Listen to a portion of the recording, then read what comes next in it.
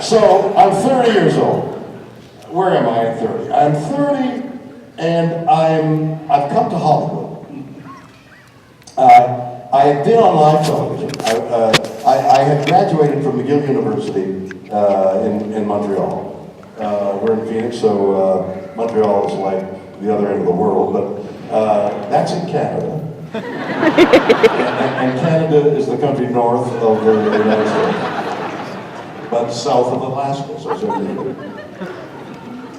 And I had been an actor since I was 6 years old.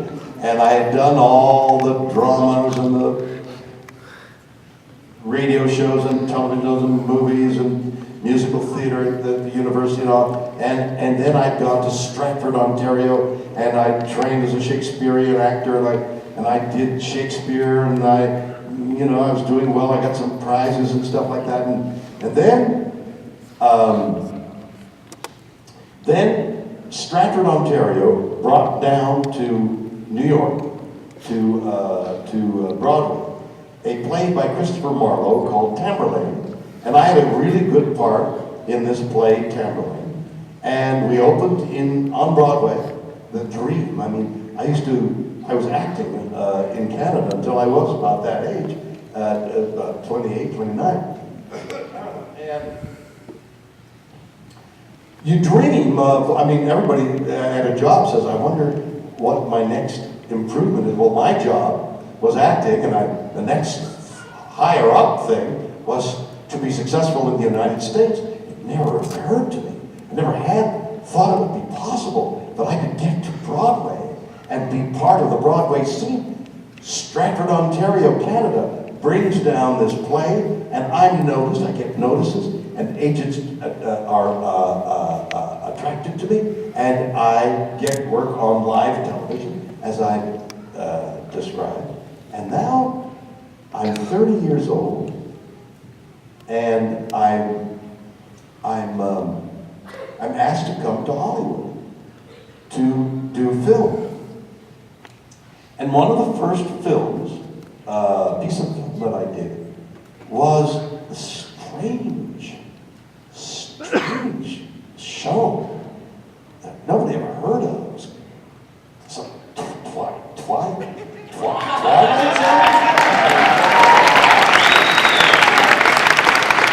show called Twilight Zone? Science fiction? Why? I don't do science. I'm a Shakespeare actor. What is that? All right, I'll do Twilight Zone.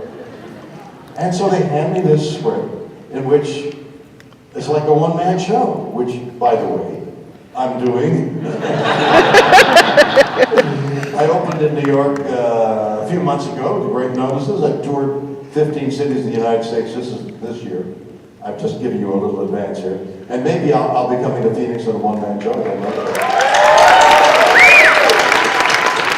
So I'm on this show called Twilight Zone, and essentially it's me looking at a Czechoslovakian acrobat in a furry little suit, pretending to be a gremlin on a wing.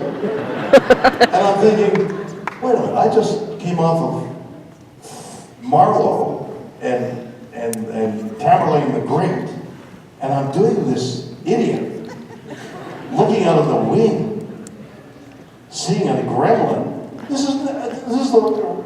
My career is wrecked before it even begins, I thought.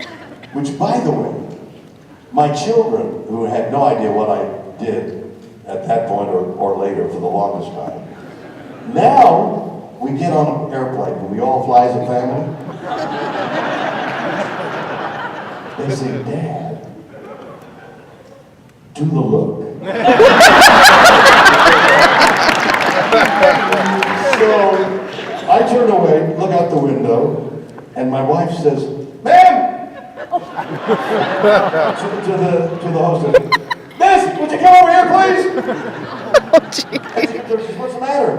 And I go, oh!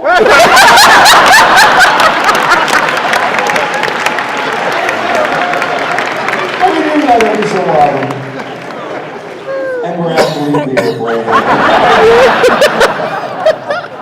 So, I had no idea what was happening. I just knew that as I did this Twilight Zone, it wasn't going too well with a Czechoslovakian acrobat in a fursuit on a wing. But it turns out that for the last 50 years, every time they have a Twilight Zone marathon, they play that show. So there's something universal. I mean, why would they take that show? And the other one I did where I asked questions of the machine. They play that all the time. And all I can think of is that there are universals, and it doesn't matter what the thing looks like. Our special effects in Star Trek, looking back now with the computer-generated effects we have now, and what J.J. Abrams can do in a movie, are ridiculous. I mean, we were ridiculous. Sometimes the set would shake when the door, the doors would open and close, and the set would shake.